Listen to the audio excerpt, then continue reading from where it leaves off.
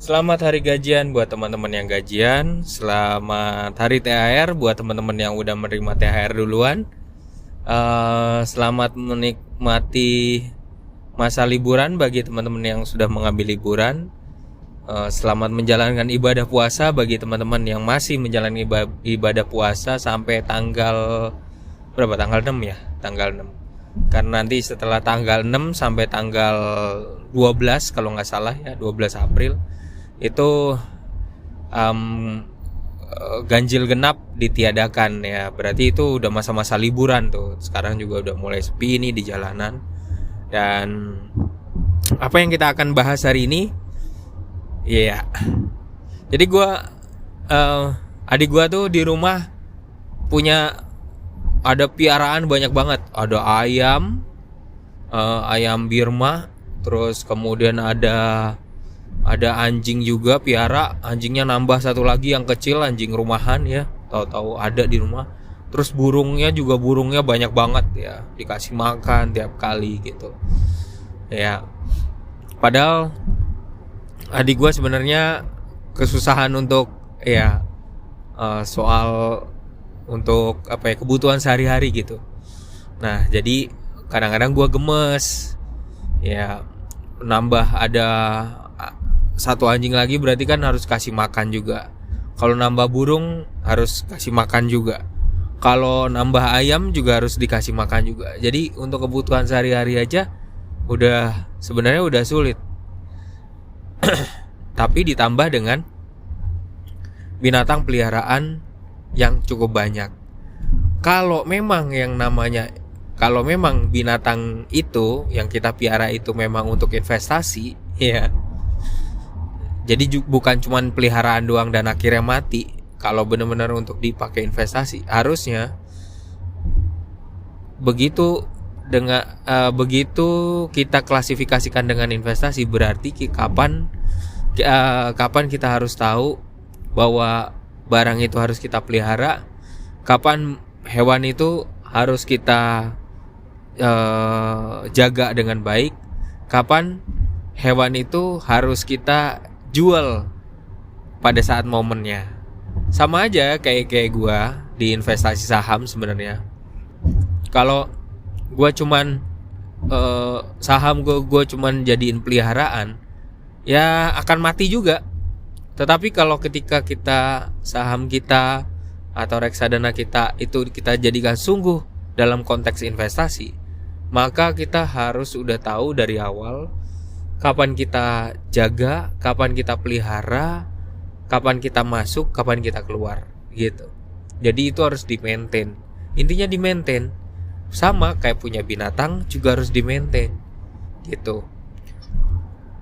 Tapi kalau investasi saham maupun reksadana, ujung-ujungnya keluarnya memang kalau kita diemin aja ya nggak menghasilkan apa-apa, bisa mati.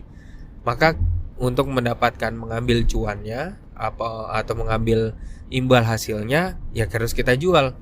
Nah sama seperti burung itu, piaraan itu, kalau kita cuman piara doang, diemin aja, ya udah dia akan mati. Terus kemudian akan habis tenaga kita sebenarnya tanpa sadar. Kita sudah menghabiskan waktu yang cukup banyak buat binatang itu. Tetapi ketika kita tahu bahwa binatang itu punya nilai jual, maka pakai kesempatan itu. Nah, itu yang menurut gue kadang-kadang kurang disadari sama adik gue, tentang kalau dia menganggap binatang yang dia piara itu sebagai investasi. Karena dia kadang-kadang, wah ini kalau nanti ini nilai jualnya gini. Tapi gue kok merasa gak begitu. Malah ada binatang baru lagi yang terlalu banyak menciptakan cost tersendiri untuk kebutuhan dari kebutuhan hidup ya gitu. Jadinya kebutuhan hidup utama tuh jadi ya terkalahkan gitu. Semoga teman-teman bisa belajar dari cerita ini. Ini juga gue bikin podcast ini karena tiba-tiba inget ini jadi suatu masalah. Jadi yang perlu diangkat. Jadi menurut gue ini patut teman-teman ketahui karena ini lagi proses, kisah ini sebenarnya proses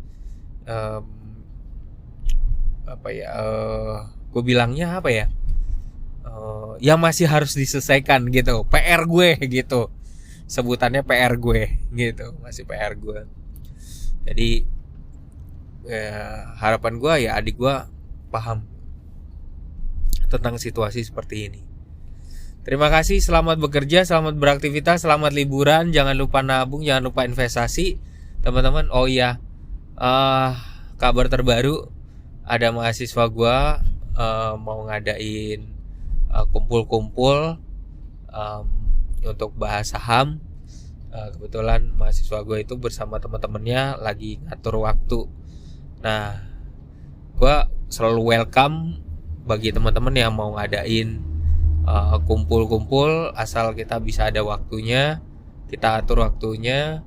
Teman-teman boleh ngajak gue kalau mau bahas saham atau reksadana, ayo gitu. Atau mau ngolah keuangan pribadi kita, ayo gitu.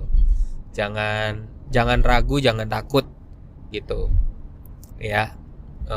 Hubungin gue aja lewat email, boleh lewat lebih baik sih lewat email ya, biar gampang ya Pak gua. Atau mungkin lewat kalau lewat WA kadang-kadang takutnya ketutupan ke bawah ya gitu.